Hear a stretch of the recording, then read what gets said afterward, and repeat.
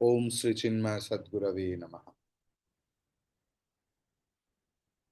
রামচরিতমানস অযোধ্যাকাণ্ড এবং দোহা ৩০০ পর্যন্ত আমরা গুরু কৃপায়, রামের কৃপায়, সকলের ভালোবাসায় আমরা পার করে এসেছি এবং ভরতের দীনতা, বিনয় ইত্যাদি দেখছি।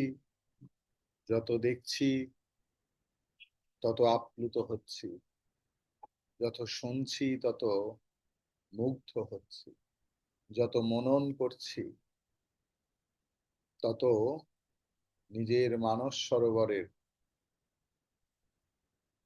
মৌনরূপী হংস পরমহংসের দিকে এগিয়ে যাচ্ছে। প্রভু পদ পদুমা পরাগ দোহাই, সত্য সুকৃত সুখ শিব সুহাই, सो करि कहाऊं हिये अपने की, रुचि जागत सोवत सपने की। অপূর্ব এই লীলা, যে লীলা মানব মনকে দ্রবীভূত করে দেয়, দেবমনকে দ্রবীভূত করে দেয়, এমন লীলা। বলছে সত্য, সুকৃত মানে পুণ্য, এবং সুখের পরম নিবাস স্থান একটাই, তা হলো তোমার শ্রীপাদ পদ্মের ধুলো, শ্রীপাদ পদ্ম রাজা। আমি তার শপথ নিয়ে বলছি। প্রভু পদ পদমু পরাগ দোহাই, দোহাই মানে দিব্যি করে বলছি, শপথ করে বলছি। কার শপথ করছে? প্রভু পদ পদুমা পরাগ, প্রভুর শ্রীপাদ পদ্মের শপথ নিয়ে বলছে। আমি আমার ইচ্ছার কথা বলছি। সত্য সুকৃত सुख शिव सुहाई, सो करि कहूं हिये अपने की, रुचि जागत सोवत सपने की। आहा, আমার এমন ইচ্ছের কথা বলছি যা আমাদের চিত্তে নিদ্রায়, জাগরণে, স্বপ্নে নিত্য বর্তমান থাকে। দেখুন, আমাদের সাধারণ মানুষের কি হয় না, মন মুখ এক থাকে। আমরা মনে এক ভাবি, মুখে আর এক বলি, কর্মে আর এক করি বেশিরভাগ ক্ষেত্রে। কখনো কখনো হয়তো আচার্যই কাউকে বলেছে এটা করো, এটা করে নিয়ে এসো,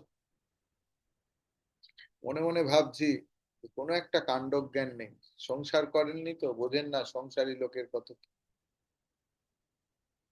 কিন্তু মুখে কিছু বলতে পারছে না, যখন আসছে তখন হাসি মুখটা নিয়ে সেইটা নিয়ে আসছে। এরকম হয়েছে, হয়ও। কিন্তু ভরত এমন এক স্বচ্ছ চরিত্র, সে বলছে আমি এমন ইচ্ছার কথা বলবো যেটা এক, যার কোনো পরিবর্তন হয়নি কখনো, স্বপ্নে, জাগরণে, নিদ্রায়, কোনো কিছুতে, সব সময় নিত্য বর্তমান। सहज स्नेहु स्वामी सेवकाई,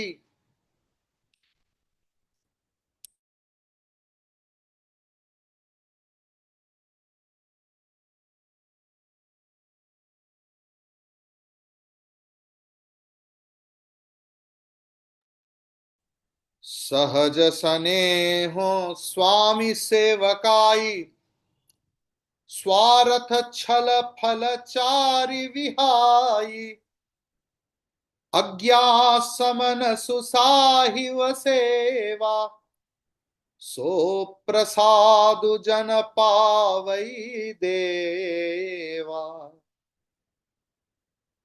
अस कहि प्रेम मिवस भय भारी,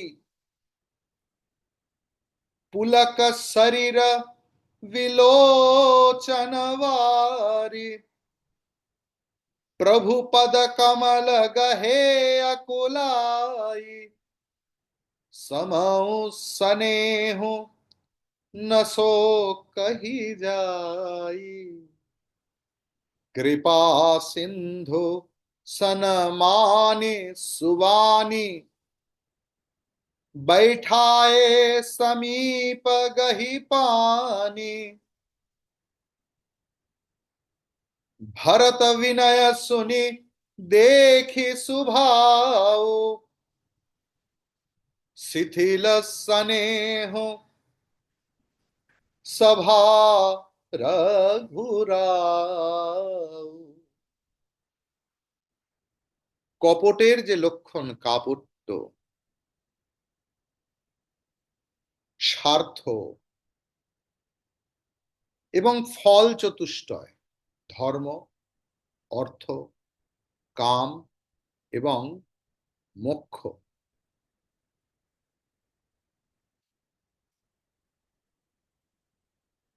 এই বিরহিত অবস্থায় স্বাভাবিক প্রেমে শ্রী প্রভুর সেবায় নিত্যযুক্ত থাকাই আমার পরম ইচ্ছে। দেখুন ভক্তের ইচ্ছে, ভক্ত কি চায়, প্রভু কি চায়। প্রভু প্রভু এরকম ভক্ত চায় যে অনন্য চেতা হবে, যার মনে অন্য কিছু থাকবে না। যখন কথামৃতকার শ্রী মহেন্দ্রনাথ গুপ্ত শ্রীরামকৃষ্ণের কাছে গেছেন, তখন বলছে, তোমার কি বিয়ে হয়ে গেছে? বলছে হ্যাঁ। ঠাকুরের আফসোস হচ্ছে, এই রে, ওর বিয়ে হয়ে গেছে। বলছে সন্তানাদি আছে নাকি? যখন হ্যাঁ বলেছে, অর্থাৎ আমাদের মন কত ভাগে বিভক্ত হয়ে থাকে। এক নিজের দিকে, এক স্ত্রী, তারপর পুত্র কন্যা, মা বাপ, আত্মীয় স্বজন, সোসাইটি, ক্লাব, অফিস। আমাদের মনটা কিরকম না, ছোটবেলায় সেই সর্ষের বালিশ দেখা যায়, সেই সর্ষের বালিশের যদি একবার ফেটে যায়, সর্ষেগুলো কিরম ছড়ানো থাকে। আমাদের মন এই চতুর্দিকে ছড়ানো, তার একটা টুকরো নিয়ে আমরা সন্ত মহাত্মাদের কাছে আসি আর বলি আমি ধ্যান করতে চাই। আচ্ছা, আপনি মেডিটেশন করান, কিন্তু মনটা চতুর্দিকে ছড়ান। যে অনন্য ভক্ত, ভগবান তাকে ভালোবাসেন, তারও একমাত্র ভালোবাসার বস্তু ভগবান ছাড়া আর কেউ নয়। তাহলে সেই মানুষটা কি নিঠুর? সে কি জগতে থাকে না? সে কিভাবে থাকে? না, তার ভাব থাকে প্রভু এদের সকলের মধ্যে আছে। আমার পরম ভালোবাসার প্রভু আমার সন্তানে আছে, আমার স্ত্রীর মধ্যে আছে, আমার স্বামীর মধ্যে আছে। ভরত এমন এক চরিত্র, যার মন মুখ এক, যে শয়নে স্বপনে জাগরণে একটাই মাত্র ইচ্ছে প্রকাশ করে থাকে, যে আমার যা কিছু হোক তা যেন প্রভু সেবা হয়। অর্থাৎ ভরত যখন ভোজন করে তখন সে জানে যে এই যে খিদে পাচ্ছে এটাতেও প্রভু আছে। অহম বৈশ্বানরো ভূত্বা প্রাণিনাম দেহমাশ্রিতা। আমি, ভগবান পুরুষোত্তম যোগে বলছেন যে আমি এই সমস্ত প্রাণী কুলের মধ্যে ক্ষুধা রূপে অবস্থান করছি, তাই যখন ভোজন করছি আমার প্রভুকে খাওয়াচ্ছি, যখন কাজ করছি আমার প্রভুর সেবা করছি। আমরা কি পারি না এরকম করতে, যে আমরা যা কিছু করছি, যে আমার পুরো জীবনটা আমার প্রভুর জন্য নিবেদিত। আমি খাচ্ছি প্রভুর জন্য, শুচ্ছি প্রভুর জন্য, উঠছি প্রভুর জন্য, বসছি প্রভুর জন্য, কথা বলছি প্রভুর জন্য। দেখুন না, সমস্ত কাজ পারফেক্ট হয়ে যাবে। যে মানুষ সত্যি সত্যি প্রভুকে ভালোবেসে পুজো করে, সে কেমন সুন্দর পরিপাটি করে চন্দনটি বাটে, কেমন সুন্দর করে নিখুঁত তুলসী পাতাটি দেয় প্রভুর শ্রীচরণ, কেমন সুন্দর নিখুঁত ফুলটি দেয় প্রভুর শ্রীচরণ। তাই তার সমস্ত অফিসের কাজ, কোর্ট আদালত, ডাক্তার, হসপিটাল, চেম্বার, ডোম যে মরা পোড়াচ্ছে, সমস্ত কিছু প্রভুর সেবা হয়ে যায়। ভরত আমাদের প্রভু সেবা শেখাচ্ছে। সহজ স্নেহ স্বামী সেবকাই, স্বার্থ ছল ফল চারি বিহাই। আমার কাপড় স্বার্থ এবং ফল, অর্থাৎ আমি প্রভুর সেবা করতে গিয়ে আমি ধর্ম চাই না, অর্থ চাই না, কাম চাই না, এমনকি আমি মোক্ষও চাই না। কার থেকে কিসের মুক্তি?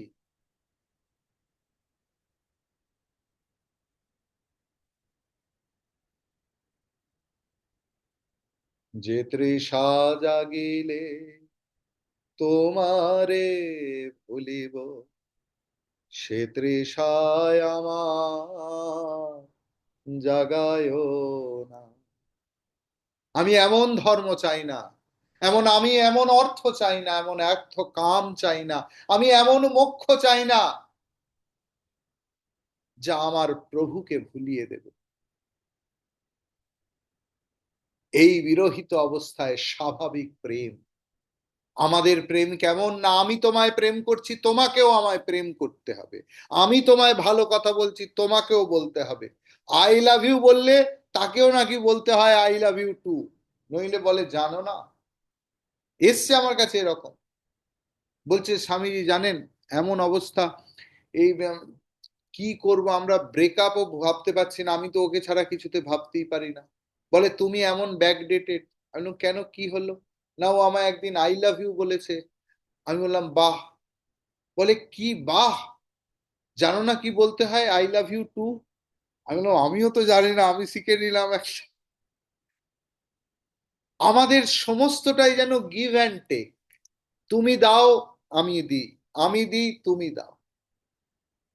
অযাচিত প্রেম, যা কোনো কিছু চায় না, এমনকি ধর্ম অর্থ কাম মোক্ষও চায় না।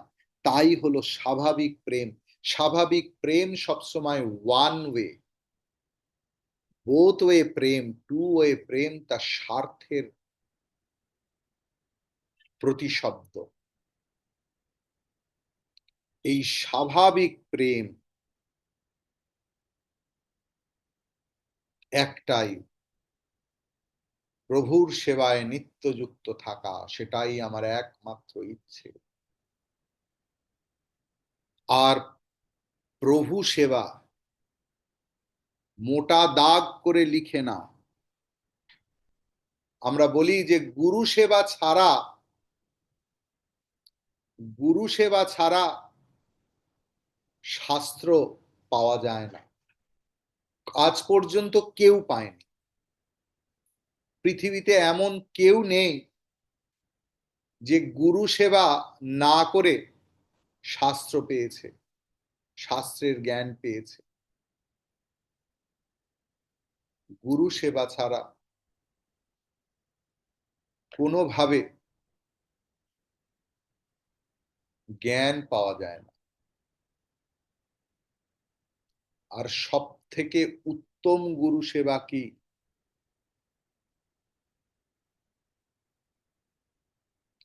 প্রভুপদ কমল গহে अकुलाई समौ सनेहु सो कहीं যাই। তারপরে সব থেকে বড় হচ্ছে অজ্ঞাসম সুসাহিব সেবা। না, গুরু আদেশ পালনের থেকে বড় গুরু সেবা আর নেই। গুরুর পা টেপা মানেই গুরু সেবা নয়। গুরুর জন্য রাশি জিনিস এনে দেয়া অবশ্যই, কিন্তু তাতে যেন একজন সেবক ক্ষান্ত না হয়ে যায় যে আমি অনেক করেছি, আমি অনেক পয়সা দিয়ে সেবা করেছি, অনেক শ্রম দিয়েছি। গুরু সেবার আসল মাহাত্ম্য হলো আমি কি গুরু বাক্য পালন করতে পারছি। গুরু বলছেন সদা সত্য কথা বলো, সর্বজীবে প্রেম করো, তোমার মধ্যে বিনয় আসুক, শীল আসুক, ক্ষমা আসুক, দয়া আসুক, নিত্য উপাসনা করো, একটা নিয়ম ভরে জীবন চালাও। আমরা যদি গুরুর ঠিক ঠিক আদেশ পালন করতে পারি, তাহলে গুরুর পদসেবার দরকার হয় না।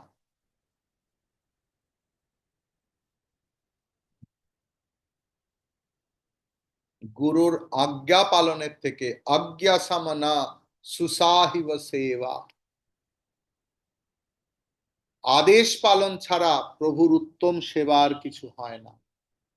হে দেব, সেই সেবক এখন আপনার সেই আদেশ রূপ প্রসাদ কামনা করছে।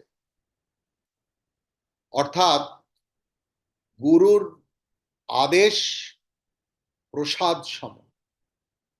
আমাদের কি হয়, এটা একটু করো তো, আমি পাচ্ছি না, এটা ছাড়া আর কিছু হয় না। আমি don't take it personally please, আমাকে তো অনেকের সঙ্গে থাকতে হয়, বা অন্যান্য ক্ষেত্রেও দেখেছি আমাদের প্রথমেই মনে হয় যে প্রথম প্রথম ভালো লাগে, তারপরের দিকে বিরক্তি লাগে, তখন মনে হয় আমি ছাড়া কি আর কেউ নেই, সব সময় আমাকেই বলছে। অর্থাৎ আমাদের গুরু আজ্ঞা সব সময় প্রসাদ বলে মনে হয় না। ভরত প্রসাদ বলছে গুরু আজ্ঞাকে, যে গুরুর কৃপায় গুরুর আদেশ হয়, এবং তাই জীবনের সর্বশ্রেষ্ঠ প্রসাদ। ভরত এই রকম বলে খুব প্রেম বিহ্বল হয়ে গেলেন, এবং বলতে বলতে তার অঙ্গে শিহরণ জাগছে, নয়নে প্রেমের চক্ষু, অশ্রু প্রেমের জল। তিনি অতিশয় ব্যাকুল হয়ে ভগবানের শ্রীপাদ পদ্ম ধারণ করেছে। এমন প্রেমযুক্ত ব্যাকুলতা শব্দে কি প্রকাশ সম্ভব? তখন কৃপা সিন্ধু রামচন্দ্র সুমধুর ভাবে ভরতকে সম্মান করে তাকে হাতে ধরে তার পাশে এসে বসালেন।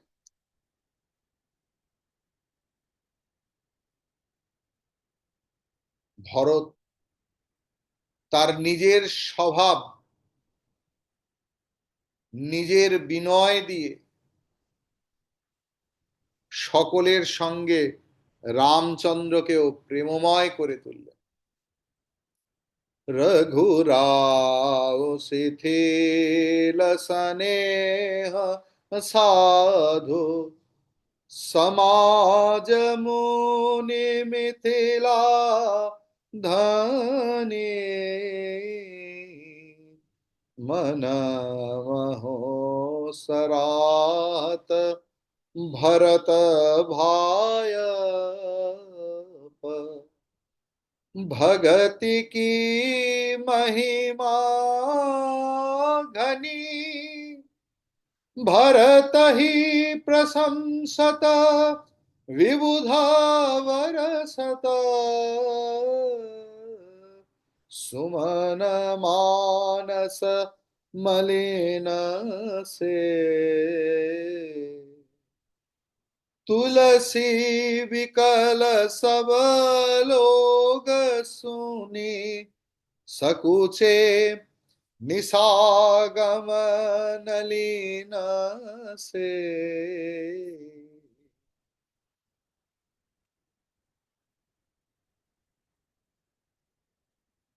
কি বলতে চাইছে না, রঘুনাথ সমস্ত সাধুবৃন্দ, মুনি বশিষ্ঠদেব, মিথিলাপতি জনক, সবাই তখন প্রেমে আপ্লুত। ভরতের ভ্রাতৃত্ববোধ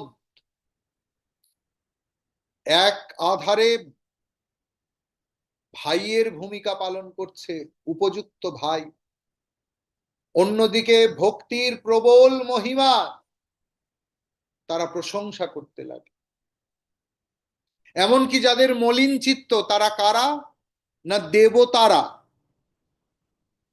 দেবতাদের মন, তাদেরও চিত্ত মলিন থাকে, তার কারণ তারা সবসময় ভোগ লিপ্সায় যুক্ত এবং ভয়ে ভয়ে থাকে যে এই ভোগের দিন কবে চলে যাবে।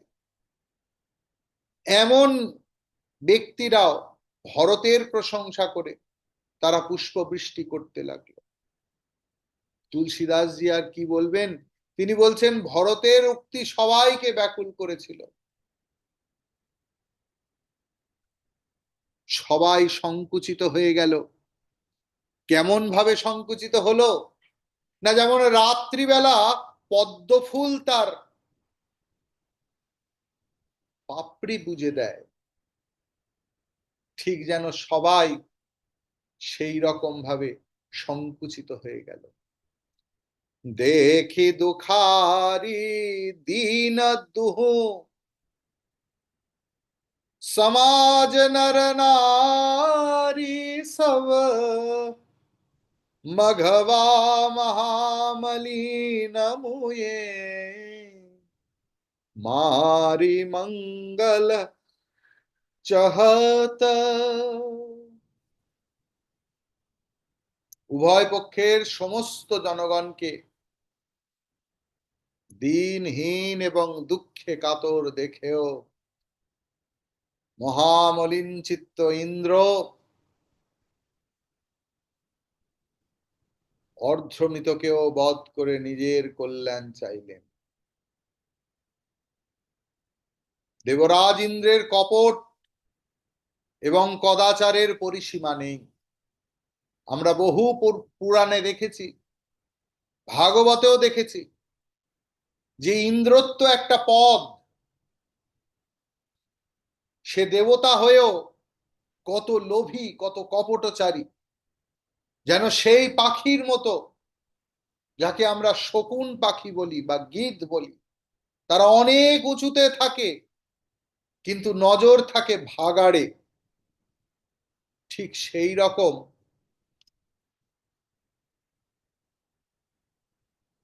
দেবরাজ ইন্দ্রের কপট এবং কদাচারের পরিসীমা নেই।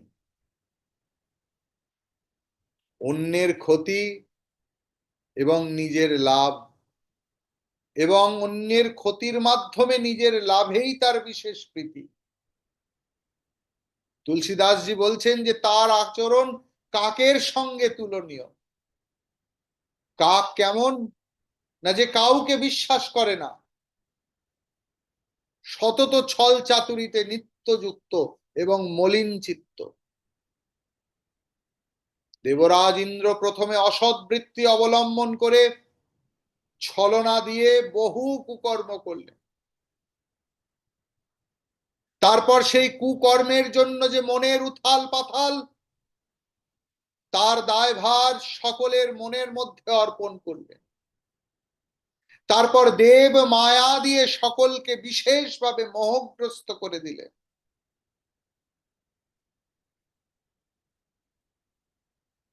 কিন্তু পবিত্র প্রেম থেকে যত কিছুই করা যাক, পবিত্রতাকে হরণ করা যায় না। আমরা যদি হরিদ্বারের পর থেকে, কানপুর থেকে গঙ্গাকে দেখি, তাহলে দেখব যে সারা শহরের বর্জ্য, যত নোংরা, গন্ধ, দুর্গন্ধ, সমস্ত কিছু মা গঙ্গার বুকে ফেলা হচ্ছে।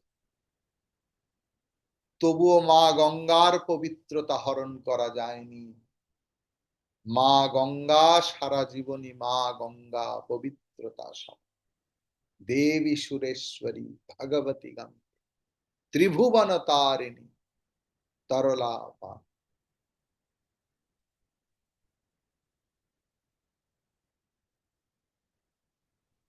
পবিত্রতা থেকেই তার জন্ম। কেন কি? হরিপদ পাদ্য তরঙ্গিনী গান। পবিত্রতা থেকে যার জন্ম, সে পবিত্রই হয়ে থাকে। তাই ইন্দ্র যতই ছল চাতুরি করে থাকুক, সেই ছল চাতুরি শ্রীরামচন্দ্রের প্রেম থেকে তিনি সকলকে বেশি দূরে টেনে নিয়ে যেতে পারলেন না। অর্থাৎ সকলের মনের মধ্যে ভগবান শ্রীরামকৃষ্ণের, শ্রীরামচন্দ্রের প্রতি প্রেম অটুট রয়ে গেল। তাহলে ইন্দ্রের যে মায়াজাল কি করলো না, মায়াজালের ফলে সমস্ত লোকের মধ্যে একটা ভয়, একটা চাঞ্চল্য, একটা উচাটন ভাব, একটা স্থৈর্যচ্যুতি এনেছিল বটে। তাই তারা কখনো ভাবছে যে অরণ্য ভালো, কখনো ভাবছে না না গৃহই ভালো। সংকল্প বিকল্প বাড়িয়ে দিল মনের মধ্যে, এটা করব না ওটা করব, এটা করব না ওটা। এই মনের অস্থির ভাব প্রজাদের সুখ হরণ করেছিল। এই ভাব প্রজাদের সুখ হরণ করেছিল। যেন নদী এবং সাগরের জল ক্ষণে ক্ষণে অবস্থান পরিবর্তন করতে লাগে। মন দ্বিধাগ্রস্ত হয়ে গেছে। তাই তারা কোথাও আনন্দের অনুভূতি পাচ্ছিল না। তাই তারা একে অপরের সঙ্গে আলোচনা করে মীমাংসা করবার চেষ্টাও করতে পারছিল না। তার কারণ আলোচনা করার জন্য একটা স্থির বুদ্ধি দরকার। হঠাৎ এটা মনে হচ্ছে, হঠাৎ ওটা মনে হচ্ছে, এইভাবে তো আলোচনা হয় না। প্রত্যেক আলোচনারই একটা এজেন্ডা থাকে, বিষয়বস্তু থাকে। ভগবান রামচন্দ্র কিন্তু সব বুঝতে পেরেছেন। তাই তিনি তো সাক্ষী স্বরূপ। তিনি প্রজাদের এই অবস্থাকে উপভোগ করছিলেন মানসিকভাবে। তিনি মনে মনে হেসে বলছেন যে সারমেয় কুকুর, নবযুবক, মানে খুব কামী পুরুষ, পারভার্টেড পুরুষ, এবং দেবরাজ ইন্দ্র দেখছি একই স্বভাবে দুষ্ট। কামী পুরুষ, তার কাছে কাম ছাড়া আর কোনো দ্বিতীয় বস্তু নেই। সে বয়স দেখে না, অবস্থা দেখে না, সতেজ না নিস্তেজ, জীবিত না মৃত, সে তার কাম উপভোগ করতে চায়। সারমেয় বিচার করে না কিছু। ভগবান রামচন্দ্র ইন্দ্রকে তাদের সঙ্গে তুলনা করছে।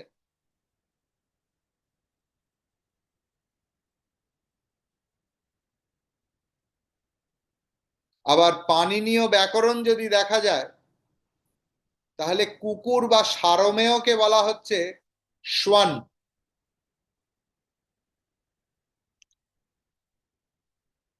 নতুন যৌবন যখন আসে, অ্যাডোলেসেন্ট পিরিয়ড, তার শব্দরূপ হচ্ছে ইউয়ান। আর ইন্দ্রের আর এক শব্দ হচ্ছে মঘবান। অর্থাৎ শ্বান, ইউয়ান এবং মঘবান, এই তিনটে শব্দ যেন একই রকম, এবং তাদের শব্দরূপ প্রথমা থেকে সপ্তমী পর্যন্ত একই রকম হয়ে থাকে।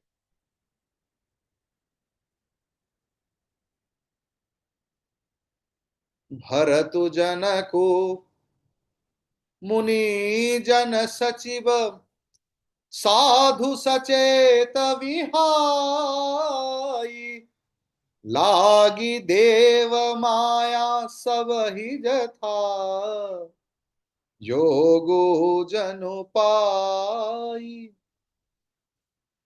শ্রী ভরত, শ্রী জনক, মুনি ঋষিগণ, মন্ত্রী, জ্ঞানী, সদাচার যুক্ত ব্যক্তিদের বাদ দিয়ে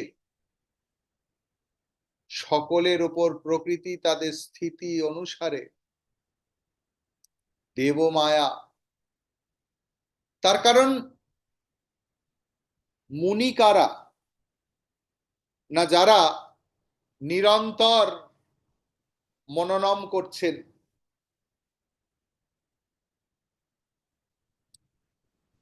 যারা সৎ এবং অসৎ সবসময় মনন করছেন, বিচার করছেন, তারা মায়ার দ্বারা কোনোভাবেই প্রভাবিত হবেন না কখনো। রাজা জনক জ্ঞানী, যার জ্ঞান হয়ে গেছে ব্রহ্ম সত্য জগৎ মিথ্যা, তাকেও মায়া কিছু করতে পারে না। এবং যে ঠিক ঠিক ভক্ত অর্থাৎ ভরত, অর্থাৎ আমরা যদি ভক্ত হই, জ্ঞানী হই, বিচারশীল হই, মননশীল হই, অ্যালার্ট লাইফ লিড করি, সচেতন জীবন যাপন করি, তাহলে জগন্মায়ার ভুবন মোহিনী মায়া আমাদের কিচ্ছু করতে পারে না। যখনই মায়ার দ্বারা আমরা আবিষ্ট হয়ে যাচ্ছি, জানবেন আমাদের জীবনের অ্যালার্টনেস চলে গেছে, আমাদের শ্রবণ মনন নিদিধ্যাসন কমে গেছে, আমাদের সৎসঙ্গ কমে গেছে, আমাদের ভক্তি কমে গেছে, আমাদের জ্ঞানের প্রাদুর্ভাব কমে গেছে, আমাদের মনন কমে গেছে। তাই যখনই মায়া দ্বারা আক্রান্ত হবেন, অবশ্যই করে কিছু না করে কোনো মন্দির, দেবগৃহ, তাবিজ, কবজ, তান্ত্রিক যেতে হবে না,